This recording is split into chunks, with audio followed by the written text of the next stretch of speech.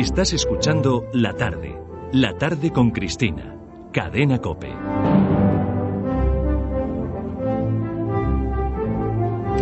Vámonos a Flandes, porque muchos de los estudiantes, y no solamente los actuales de secundaria, desconocen lo que hacíamos allí los españoles y, es más, tienen serias sospechas de que algo malo hacíamos. Ya se ha ocupado la leyenda negra de infectar cuántas iniciativas tuvieron lugar en la época dorada de la historia de España, los siglos XVI y XVII. Y, bueno, alguna noticia más reciente hemos tenido a propósito de la noticia La Triste, de la que también hablamos cuando mencionamos en este espacio de la Gesta de España la historia de los tercios de Flandes. Don José Javier Esparza, muy buenas tardes. ¿Qué tal? Muy buenas tardes. ¿Qué hacíamos en Flandes? Exactamente, porque aquí hemos hablado de los tercios, cuando La Triste, pero de lo que hacíamos en Flandes, ¿no? Y bueno, ahora que otra vez está La Triste en el candelero con el asunto de las nominaciones a los Goya, pues sería un buen momento para contarlo, ¿verdad? Yo te resumo lo que la gente piensa. La gente por debajo de 50 años piensa que en Flandes estábamos haciendo guerras y matando gente porque nos daba la gana y éramos sádicos. Claro. Pues la verdad es que en Flandes lo único que estábamos haciendo era defender las posesiones de los reyes de España. Es decir, no invadió España Flandes, era nuestro, era de nuestros reyes. Y allí anduvimos pues en una guerra que duró más de 80 años, rodeados de enemigos, tratando de mantenerlo bajo la corona. Y durante esos 80 años de guerra, la cantidad de historia que se escribió fue impresionante. No lo vamos a contar todo en este programa, pero sí dejar clarito por qué la gente, los soldados españoles, seguían yendo a Flandes, además a unas sabiendas de que lo más probable era que murieran. Era aquel dicho célebre de los soldados de los tercios: España mi natura, Italia mi ventura, Flandes mi sepultura. Y efectivamente, así era, Flandes era su sepultura. Porque en Italia se hacía carrera militar y en Flandes se solía ir a morir. Efectivamente.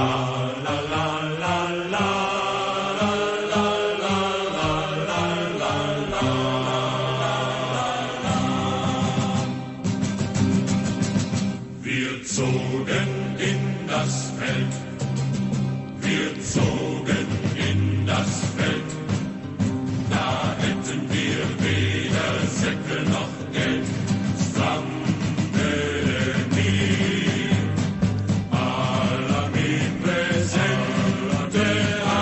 Bonita canción, ¿eh? Bueno, estoy fascinada. ¿Sabes qué es esta canción? Bueno, yo estoy viendo Vamos hacia allá y no vamos a llevarnos ni dinero ni nada de nada. Esta canción es muy interesante porque es una canción que cantaban al mismo tiempo los lansquenetes alemanes que combatían para Carlos V y los rebeldes holandeses flamencos que combatían contra Felipe II. Es un caso único en la historia militar española. Pero en este periodo que hemos oído, ¿se cantaba en alemán y en español? Sí. No, se cantaba en alemán y se cantaba en lo que probablemente sería en flamenco. La versión que tenemos aquí en alemán está recogida al Armi presente mai nostri signorin, que no quiere decir nada. Es decir, los lansquenetes, como buena parte de los tercios, eran grupos de gente que venían de Italia, de Suiza, de Alemania, de España, y entre ellos inventaban una jerga de soldadesca a la que pertenece esa estrofa de esta canción. ¿De dónde has sacado esta pieza? De una historia militar fantástica, que hay una historia de la música militar en España, que es bueno, de verdad, qué tesoro. Bueno, vamos a ver qué era Flandes, a dónde iban nuestros soldados o a dónde iban los lansquenetes. Estamos hablando de 17 provincias históricas que abarcan aproximadamente lo que hoy son Holanda, Bélgica, Luxemburgo y una pequeña porción del noreste de Francia. Exactamente. Flandes, para hacernos una idea, no es exactamente así, pero más o menos es lo que hoy sería el Benelux, que todos estudiamos. Bélgica, Holanda y Luxemburgo, más o menos, ¿no? Este sitio era el antiguo condado de Flandes, que data pues del siglo IX. Hacia el siglo XIV pasa a depender del ducado de Borgoña, y en 1477, por enlaces matrimoniales, toda la zona pasa a la casa de los Habsburgo, los Austrias, que llamamos en España. Y así es como Flandes termina bajo la soberanía de Carlos I. Porque cuando nuestra Juana la Loca se casa con nuestro Felipe el Hermoso, que venía de allí, evidentemente pues queda en manos de la corona los territorios de Flandes, que heredaría después el nieto, Carlos. Exactamente. Carlos había nacido allí mismo, en Gante, en la actual Bélgica, y su primer título, con solo 15 años, fue el de Duque de Borgoña, es decir, soberano de Flandes. Por eso hay que explicar una y otra vez que es que no habíamos invadido Flandes, es que Flandes pertenecía a la corona española, ¿no? Y bueno, cuando Carlos es proclamado rey de España, España. Ya saben ustedes que los hijos de los reyes católicos siguieron todos muy mala fortuna y murieron en circunstancias diversas, o las hijas estuvieron casadas también en coronas con bastante mala fortuna. Pues cuando el nieto sube al trono, en 1516, la acumulación de territorios bajo su corona es impresionante. Es increíble para pensar que todo aquello pudiera estar bajo un solo hombre, porque era toda España, que hay que recordar que eran 4 reinos, ¿verdad? Castilla, Aragón, Navarra y Granada. Las Indias, Sicilia con Córcega y Cerdeña, el Franco Condado, que es una región riquísima del sureste de Francia, Nápoles y también Suiza, también parte de Suiza y Flandes, ¿no? Y luego en 1519, cuando se es proclamado emperador, también todo el viejo imperio romano germánico. Bueno, pues todo eso tenía que mantenerlo un país que tenía la mitad de la población de Francia. Realmente es una cosa impresionante. Y además ese dato, el de la escasez demográfica por parte de España, es un dato muy importante para entender por qué hubo allí una guerra. Exactamente.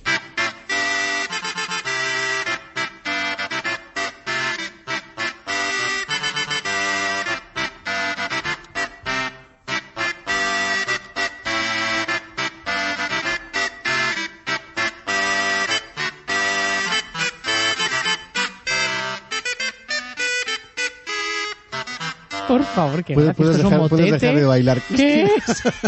¿Qué es esto? Me recuerda a la Kermés. ¿Tú no has visto la Gran Kermés? La Kermés heroica. Ay. Una gran película. Qué gran película. Que además recoge un hecho real, del que luego hablaremos después del Duque de Alba. Pero ahora hablamos, si te parece, de lo que era Flandes. Bueno, vamos a hacernos una idea de cómo era todo este territorio que, como decimos, correspondía poco más o menos al actual Benelux y que, por decirlo en 2 palabras, era sencillamente una bicoca. Era una bicoca desde todos los puntos de vista. Era una tierra absolutamente codiciable para cualquiera que quisiera simplemente poder o riqueza. Era una región pequeña, sigue siendo pequeña, pero muy rica, con una vida cultural intensísima, con una vida económica muy pujante, con una vida religiosa también bien profunda. Desde hacía al menos 100 años era un lugar que estaba en vanguardia de Europa en cuanto a riqueza, en cuanto a vida, en cuanto a todo, ¿no? Y claro, en torno a esa riqueza habían crecido unas élites locales muy poderosas. Y estas élites locales, la nobleza y la burguesía de allí, pues evidentemente quería hacer valer sus privilegios, no querían que se les tuviera en cuenta, ¿no? Pero es que al mismo tiempo, desde el punto de vista geopolítico, Flandes era una pieza importantísima. Si coges un mapa actual y ves cuáles eran las potencias europeas de la época, es decir, Inglaterra, España y Francia, te das cuenta de lo que significa el que Flandes fuera español. Claro, era un cerrojo fundamental, porque teniendo Flandes bajo nuestra soberanía, encerrábamos a Francia desde España por el sur y desde Flandes por el este. Y además amenazábamos a Inglaterra porque la corta distancia por el Canal de la Mancha entre las costas inglesas y flamencas, hacían perfectamente factible un desembarco. Exactamente. Y esa situación geopolítica se pone mucho más de relieve cuando, a partir de las guerras de religión, el poder en Europa empieza a conocer un recrudecimiento tremendo, ¿no? Fíjate que en 1534, con la historia que todos conocemos de Enrique VIII, Inglaterra se ha separado ya de Roma. Francia también va a conocer una cosa que se conoce menos, una fortísima influencia calvinista con grandes guerras civiles. Hacia 1540 el calvinismo se ha extendido ya por Flandes, ¿no? Y aquellas élites flamencas de las que hablábamos hace un momento, esta gente importante y notable y rica, pues había encontrado en el protestantismo una forma de expresar su propia afirmación de poder. Claro, afirmación que le venía muy bien a Inglaterra y a Francia, que estaban deseando que la pieza cayera. Es que estaba todo, estaba la riqueza, estaba Inglaterra y Francia intrigando detrás, estaban los ricos que querían mandar sus propios destinos, claro, y el protestantismo como amparo y paraguas cultural. Y así se fue preparando lo que terminaría siendo una tragedia.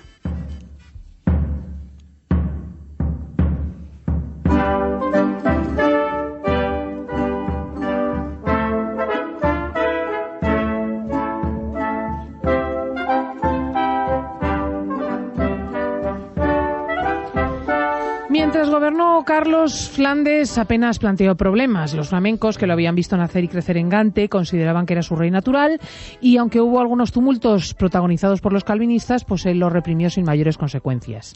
Así es, pero claro, cuando Carlos abdica en Felipe II, y estamos en 1556, para que la gente se le quede la fecha en la cabeza, todo cambia. Porque claro, Felipe heredó Flandes, pero el cariño de los flamencos no lo heredó en absoluto. Y aquí es donde empiezan los problemas, porque toda la agitación soterrada durante durante los años anteriores con todas estas cosas que acabamos de contar, a partir de aquí estallan. Y estallan además de manera imprevisible. Hombre, nunca es fácil entender por qué empiezan las guerras, por eso es tan difícil solucionarlas después, ¿no? En este caso hay una causa formal, digamos, y es que Felipe II, disciplinadísimo hijo de Roma, pretende implantar en Flandes, como en todas partes, los decretos tridentinos, derivados del Concilio de Trento.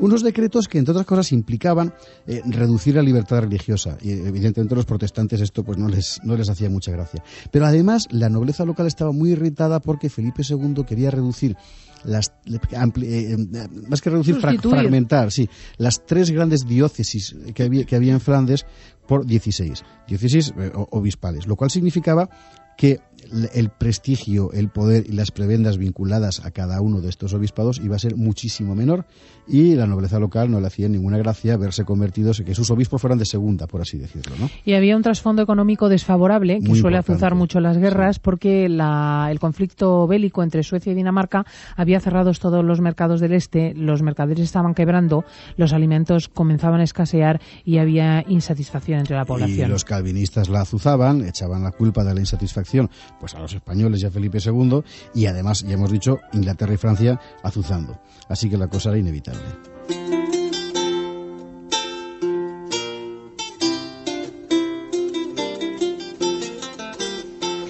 Y contra lo que comúnmente se cree, Felipe II no fue duro. En principio manifestó una gran flexibilidad. Sí, es verdad. Es que y esto es muy importante tenerlo en cuenta, sobre todo por la fama que tiene Felipe II. Quien gobernaba, de hecho, en Flandes, era Margarita de Parma, que era hija natural de Carlos V, es decir, hermanastra de Felipe, ¿no? Y con ella el cardenal Granvela, un francés, Peguenot, un tipo extraordinario. Bueno, Margarita y Granvela tenían que lidiar con los estados generales, que era la representación de la nobleza y la alta burguesía flamencas, ¿no? Cuando los flamencos empiezan a ponerse flamencos, como corresponde, indica, Felipe sacrifica a Granvela y prescinde de su principal alfil allí para contentarles. Él cede lo que puede, pero lo que no iba a hacer Felipe II era renunciar a su convicción. Su convicción, heredada de su padre, por cierto, es que él era el guardián del catolicismo en Europa, y a eso no iba a renunciar frente a la presión de una burguesía calvinista, ¿no? Y en el año 1560, empiezan los problemas, y 6 años después, ya en 1566, estalla la primera revuelta.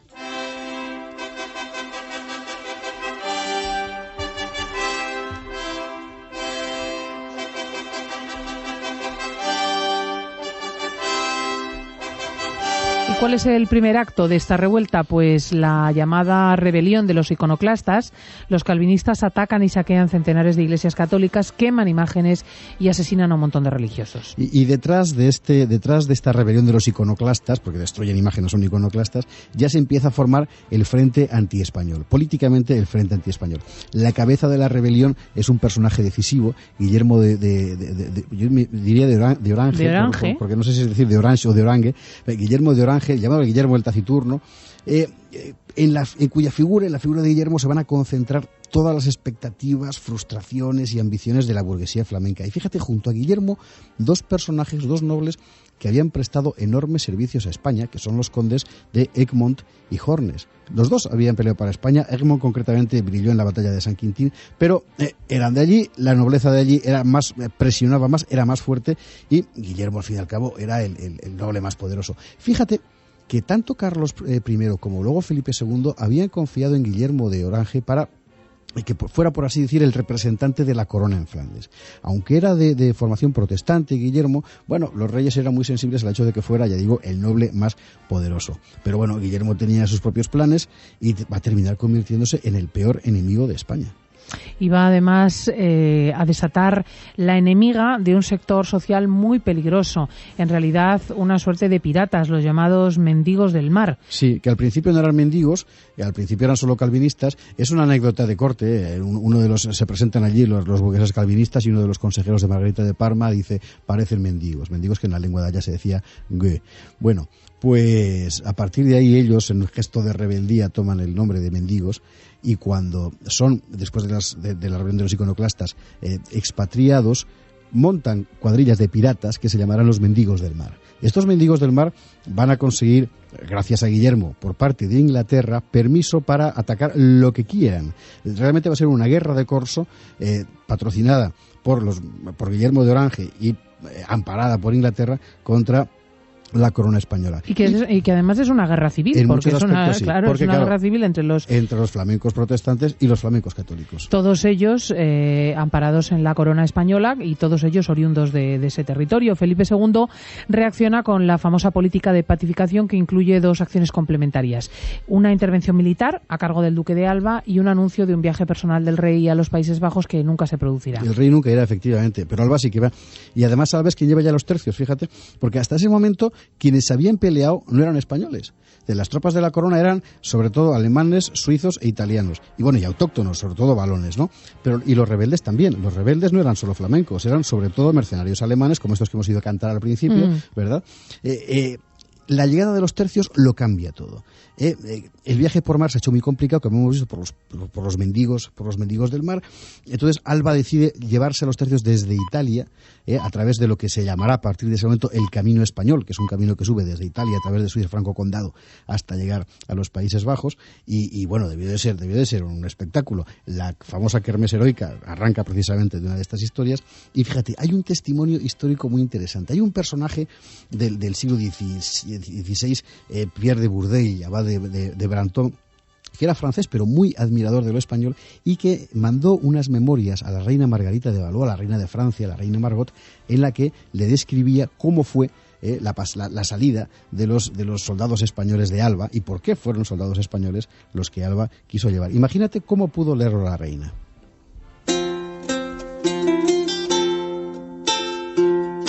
Cuando el duque de Alba pasó a Flandes a causa de las guerras civiles promovidas por los mendigos, no quiso servirse de otra infantería que la española. Pero ¡qué infantería! Una de las más excelentes que jamás se hayan puesto en campaña, porque eligió entre todos los tercios de Lombardía, Nápoles, Sicilia y Cerdeña. Y con esta selección formó un cuerpo de hasta 10.000 soldados, magnífico y bien provisto, sin la menor tacha en las armas, ni en el alarde del vestuario, ni en la calidad y virtud de los hombres, y tampoco en el abastecimiento de víveres o en las pagas, y hasta en sus cortesanas, que en su ornato parecían princesas. En suma, nada le faltaba. Y al pasar cerca de la frontera de Francia por Lorena, los caminos se abarquillaban, por así decir, de la gente que fue a contemplarlos. Preguntados por qué el duque no había querido otra infantería, fuera italiana o alemana, algunos respondieron: porque conoce bien que con singular valor de nosotros, españoles, ha de alcanzar en esta guerra el clarísimo nombre de gran capitán, más que ningún otro que nunca fue. Y en verdad, con solo sus armas, hizo temblar a todo aquel país, remitiéndolo a su anterior lealtad. Bueno, y estos tercios que también plantados venían van a constituir el eje de un aspecto que siempre empañaría después la memoria del duque de Alba y por extensión de España, la feroz represión en Flandes. Efectivamente, que es uno de los argumentos habituales de la leyenda negra antiespañola, ¿no? Bueno, es verdad que la represión de Alba fue brutal. Para empezar, cometió el error de decapitar a Egmont y a Hornes, estos dos nobles, cuando probablemente se hubieran venido a colaborar con la corona, ¿no? Pero también hay que decir dos cosas. Una, que la leyenda negra exagera, y otra, que el enemigo, la verdad es que no era menos terrible. Respecto a las exageraciones de la leyenda negra, hombre, pues mira, basta un dato. La primera prueba contra España, que es un libro que aparece por entonces, que se llama El espejo de la cruel y horrible tiranía española en los Países Bajos. Bueno, ese libro fue escrito al dictado de Guillermo de Orange. Y entre otras falsedades evidentes, por ejemplo, atribuye a Juan de Austria el maltratar a los indios mexicanos cuando Juan de Austria jamás estuvo en América. Es decir, son cosas que se inventan, ¿no? Y respecto a la otra cuestión, la de la proporcionalidad de la represión, bueno, hay que recordar que Alba interviene tras los grandes saqueos calvinistas, que en ese momento Isabel I de Inglaterra, protestante y principal apoyo de los rebeldes flamencos, está asesinando católicos en masa. Son las mayores matanzas religiosas de este siglo en Europa, las de Isabel de Inglaterra. Y por último, que los propios flamencos, la verdad es que también eran finos. Y un buen ejemplo es lo que pasó en el sitio de Amberes en septiembre de 1576. ¿Qué pasó? ¿Qué pasó en Amberes? Pues mira, tú sabes de la célebre expresión la furia española. Pues aquí empezó la furia española, se inventó aquí.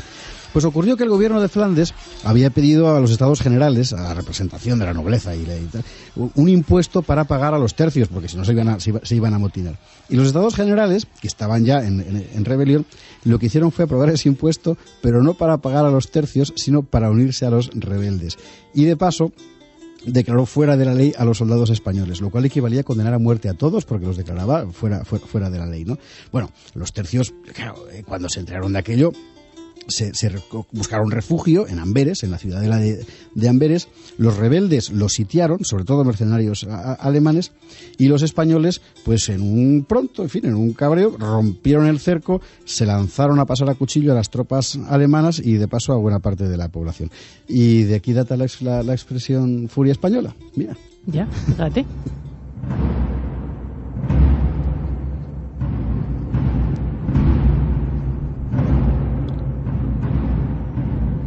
Y a partir de la primera intervención del duque de Alba, la guerra se hace casi permanente y va a estar unida al concepto de la presencia española en Flandes o de la presencia de la corona en Flandes. Y va a ser una guerra penosísima, que es la que, por cierto, sale bastante bien en la película de La Triste. Impresionante, esa primera escena entre los fangos y los ríos, con los soldados hasta los sobacos y la barbilla en mitad del agua helada. Bueno, pues va a ser una guerra espantosa, ¿sabes? Y además siempre igual, los rebeldes invaden de vez en cuando, apoyados por ingleses y los alemanes y a veces por los franceses. Es que todo el mundo quería apoyar, ¿eh? Todo el mundo. A todos a rascar. Los tercios sofocan la sublevación de la ciudad, la toman o no la toman, se enfangan en una serie de asedios permanentes y así año tras año tras año tras año. Soldados muriendo, ciudades cayendo, ciudades conquistadas y reconquistadas luego por el enemigo. En el gobierno de Flandes políticamente pasan muchas cosas, ¿eh? Para empezar, se suceden los nombres más ilustres de la gobernación española del tiempo. Después del duque de Alba, el catalán Luis de Requesens, que estuvo en Lepanto, don Juan de Austria, Alejandro Farnesio, Ambrosio Espínola. Es muy importante decir que no fue guerra continua, sino que hubo acuerdos, hubo pactos. Por ejemplo, Juan de Austria llegó a un acuerdo tan ventajoso con los flamencos para ellos que el propio Guillermo de Orange llegó a entrar en Bruselas en el séquito de don Juan de Austria. Pero no duró el acuerdo. Al final siempre la presión para la ruptura era mayor que la voluntad de acercamiento. Las ciudades flamencas permanentemente además se aliaban y desligaban entre sí, con lo cual la guerra civil allí era continua. Alejandro Farnesio consiguió un éxito fundamental, que fue que las provincias del sur, que eran católicas, firmaran su adhesión a la corona española, que fue lo que se llamó la Unión de Arras, ¿no? Y esto sí que sería permanente. Pero las provincias del norte, en respuesta, pues se agrupan en lo que se llamó la Unión de Utrecht, que bueno, que es el germen de lo que después sería Holanda, ¿verdad? Y además es que esta distribución geográfica que hemos descrito, católicos en el sur, protestantes en el norte, es la que persiste, por ejemplo, en el seno de Holanda, los flamencos protestantes y en el sur los valones católicos. Exactamente. O al revés, perdón, los flamencos católicos y los valones, ¿no? No, los valones y flamencos son católicos, sí, y en el norte los holandeses, de los que hay flamencos también son protestantes. Bueno. Y pasa el tiempo y cambian las personas, pero apenas el escenario. En Flandes gobernará Isabel Clara Eugenia, hija de Felipe II, en las Provincias Unidas Maurice de Orange o Mauricio de Orange, hijo de Guillermo el Taciturno, y la situación española mejora cada vez que llegan recursos para mantener a las tropas y empeora cuando no los hay. Claro, y toda la cosa que es muy importante por lo del oro, y toda la estrategia rebelde en realidad consiste en impedir que lleguen los recursos, impedir que llegue el dinero, y bueno, cuentan para eso con el apoyo por mar de los corsarios ingleses, que nos van a hacer mucha pupa, y por tierra con el apoyo francés, ¿no? Al final, en 1609, con Felipe III se llega a una tregua de 12 años, dura 12 años, no dura ni un día más que los 12 años, y en 1625 Espínola toma la ciudad de Breda, esa escena famosa que todos hemos visto en el cuadro de Velázquez, en el cuadro de las lanzas. ¿El cuadro de las lanzas o del rendimiento de Breda? Del rendimiento de Breda, que Manuel Machado, muchos años después, lo vería de esta manera.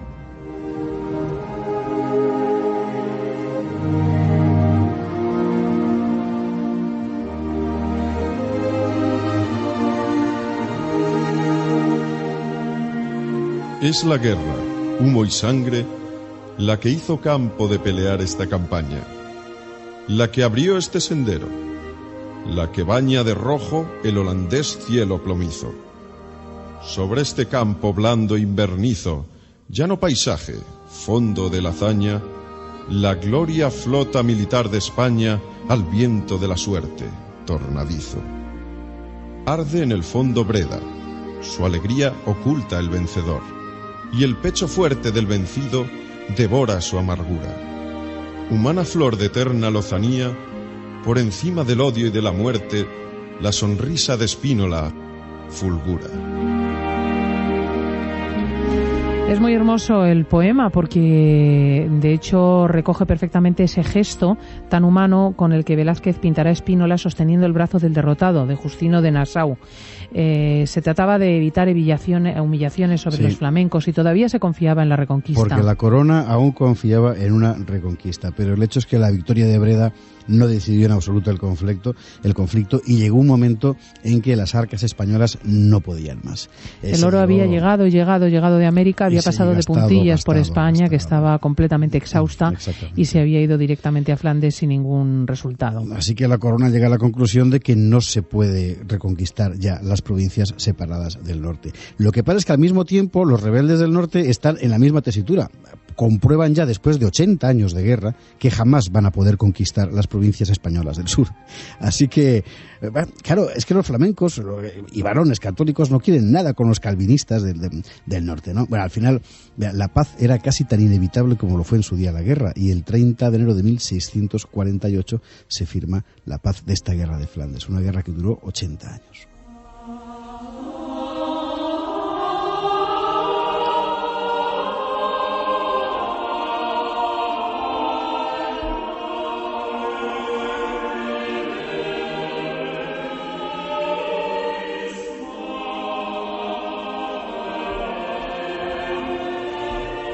De esta guerra y de las posiciones de origen y de la guerra de religiones nacerá la actual configuración europea del mapa, tal y como existe. Durante un siglo los españoles habían ido a morir a Flandes por una cuestión de honor nacional, de convicción religiosa. Nadie se sentía especialmente ligado a aquella tierra e incluso empezaron poco a poco a detestarla.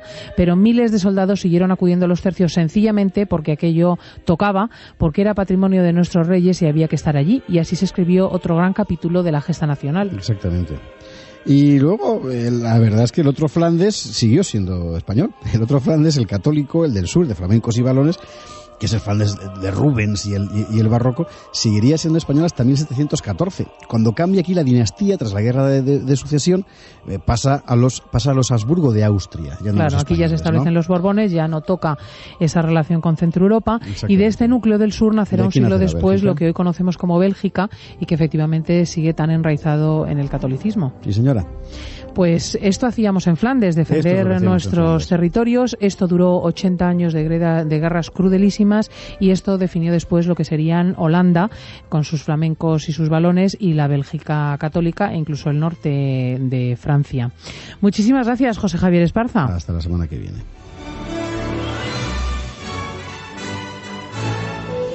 La tarde con Cristina, Cadena COPE.